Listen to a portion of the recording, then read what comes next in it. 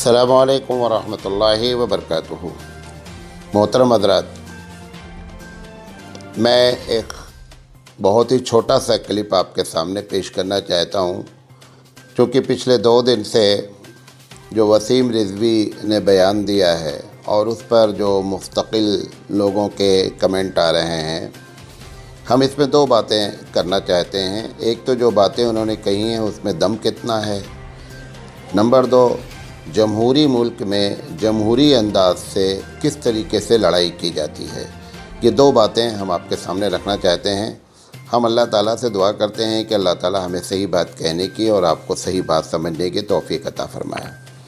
इसमें जो 7 मिनट और कुछ सेकंड का ये जो वीडियो वायरल हुआ है, इसमें बुनियादी तौर पे 4-5 बातें कही गई हैं।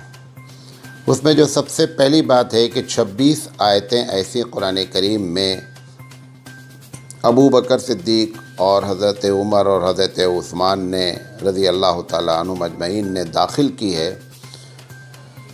वो सबसे पहले मैं उनसे पूछना चाहता हूँ कि वो 26 आयतें आपको जो मालूम हुई वो आपको किस किताब में लिखी मिली कि ये 26 आयतें जो है वो अमेंडमेंट की गई हैं, दाखिल की गई हैं। पहला सवाल है। दूसरी चीज़ ये है कि अगर इन 3 खलीफा जिनका आपने नाम लिया है, अगर इन्होंने उसके अंदर कुरान में कोई चीज़ एक्स्ट्रा दाखिल की, तो सवाल ये है कि चौथे खलीफा हज़रत अली रज़ी अल्लाह ताला अन्हुम, जिनको हम सब खलीफा मानते हैं, जब उनकी हुकूमत हुई, इक़्तिदार आया, तो उन्होंने उन 26 आयतों को कुरान करीम में से क्यों नहीं निकाला?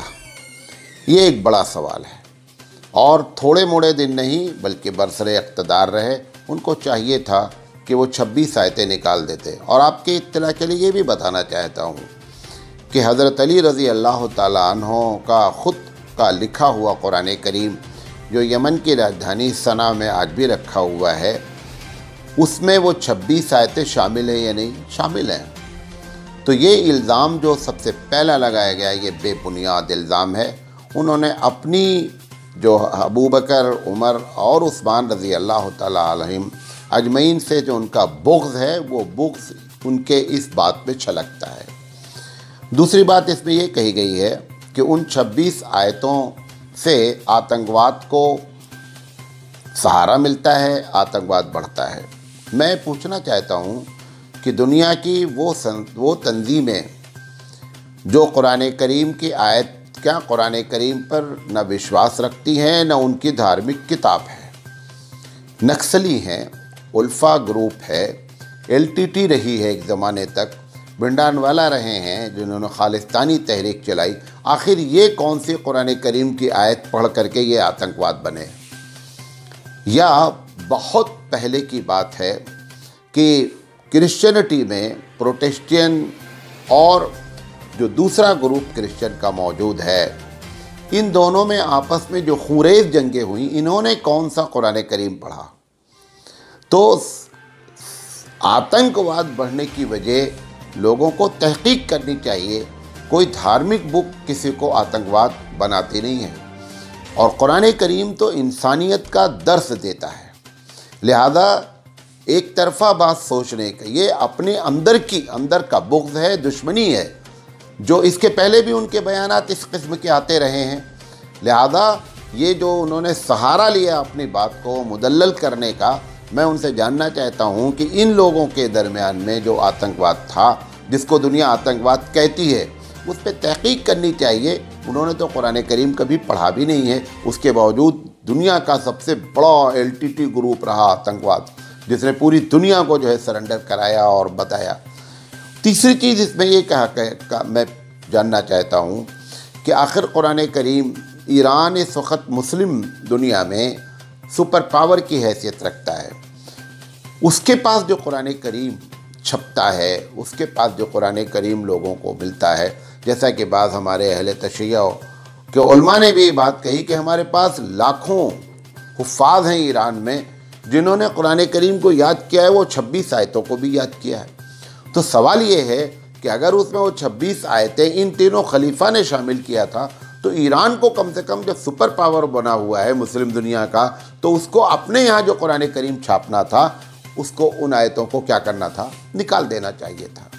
और आखिरी बात उन्होंने ये कही है, उसमें एक वकील साहब और भी हैं, उन्होंने ये कहा है कि कुरान मजीद के जो पॉजिटिव बातें हैं उसका प्रचार होना चाहिए, हम उसके ख़िलाफ़ नहीं है। सवाल ये है कि ये जुमला कह करके वकील साहब ने ये बात नहीं कही वसीम रिजवी के फेवर में कि इसके अंदर नेगेटिव बातें भी हैं। ये कहना कुरान मजीद की सारी बातें पॉजिटिव ही हैं, कोई नेगेटिव बात उसके अंदर है नहीं, क्योंकि उसका चैलेंज 1450 साल से चला आ रहा है। अगर नेगेटिव बातें होती तो पूरी दुनिया को चैलेंज है, कोई सिर्फ वसीम रिजवी को चैलेंज नहीं है, पूरी दुनिया को चैलेंज है। और अब तक हज़ारों जो है वो चैलेंज लोग कबूल करते। कुरान करीम सरापा मुस्बत बात करता है और पॉजिटिव अंदाज में बात करता है। और आखिरी बात उन्होंने उसमें ये कही है कि 57 मुस्लिम तंजीमों को हमने इस याचिका की कॉपी भेजी है। मैं उनसे जानना चाहता हूँ वो 57 कौन सी तंजीमें हैं जिनको भेजा गया है? मुस्लिम पर्सनल सबसे बड़ी तंजीम है। मुस्लिम पर्सनल ने कोई बयान ही नहीं दिया कि मुझे कोई जो है वो उनकी याचिका की कॉपी मिली है। कि मैं उनसे जानना चाहता हूँ कि इसमें ये जो आयतें हैं इसका क्या मतलब है। ये सब झूठ बोलने का एक तरीक़ा है। और मैं ये भी जानना चाहता हूँ उन 57 तंजीमों में क्या उन्होंने अपनी भी किसी तंजीम को भेजा है? क्योंकि उनके यहाँ भी वो कुरान मजीद जो छपा हुआ है उसमें 26 आयतें मौजूद हैं। तो ये कौन सी 57 जो है वो तंजीमें हैं? ये सारी की सारी बातें जो की जा रही हैं इसकी बुनियादी वजह सिर्फ 2 है। पहली वजह यह है कि इनके ऊपर ख़ुद इतना बड़ा गबन और मुख्तलिफ़ किस्म के केस हैं। वो चाहते हैं कि हम सरकार की निगाह में अच्छे बन जाएं और हमारी तरफ से डाइवर्ट हो जाए मामला। और दूसरी चीज़ ये है कि मुसलमानों के दरमियान में एक खला पैदा किया जाए, इख्तलाफ का खला पैदा किया जाए कि जिससे ये दोनों फ़िरक़े जो हैं वो आपस में लड़ें। ये इसका मकसद है। मैं आखिरी बात कह कर के अपनी बात ख़त्म करना चाहता हूँ कि हम लोग जमहूरी मुल्क में रहते हैं। जमहूरी मुल्क में जमहूरी अंदाज से जो है वो हमेशा लड़ाई होनी चाहिए। बाद लोग जो है गालियाँ दे रहे हैं, सुअर है, फलां है, धमाका है, टीवी चैनल चला रहे हैं, ये मसले का हल नहीं है। जमहूरी मुल्क में जमहूरी अंदाज, जैसे मुस्लिम पर्सनल का बयान सुना मैंने, अल्हम्दुलिल्लाह मुझे अच्छा लगा कि मुस्लिम पर्सनल ने कहा कि हम उसकी याचिका को पढ़ करके और हम जब वक्त मुनासिब आएगा तब हम उसके ख़िलाफ़ कि ऐसी याचिका को सुप्रीम कोर्ट को सुनना ही नहीं चाहिए। आप लोग भी अगर कुछ कर सकते हैं अपनी अपनी जगह पे मेमोरेंडम दीजिए, कहीं पुलिस के जो है कमिश्नर को दीजिए, जहाँ पर डीएम होते हैं वहाँ डीएम को मेमोरेंडम दिया जाए, उसके ख़िलाफ़ जो है कि हमारे कुरान के ख़िलाफ़ इन्होंने ये बातें कही हैं, मुकदमे कायम किए जाएँ। ये जमहूरी अंदाज की लड़ाई होती है। ये गाली देने से मसले का हल नहीं होगा। ये बातें आपके सामने रखना चाहते हैं। उम्मीद है कि मैं अपनी बात समझा लग गया होगा। वाखिर दावाना अनिल हम्दुलिल्लाहि रब्बिल आलमीन।